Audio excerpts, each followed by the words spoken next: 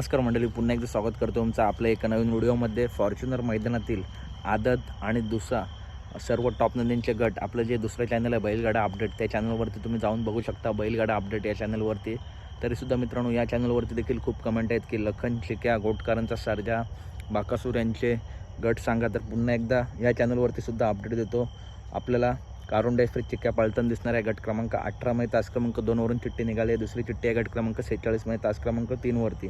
तसेच छत्रपती संभाजीनगरचे आनबान शान छत्रपती संभाजीनगर एक्सप्रेस लखन गट क्रमांक 32 मध्ये तास क्रमांक 10 वरती पहिली चिठ्ठी आहे. तर गट क्रमांक 45 मध्ये तास क्रमांक 5 वरती दुसरी चिठ्ठी आहे. या गटात आपला लखन पळताना दिसू शकतो.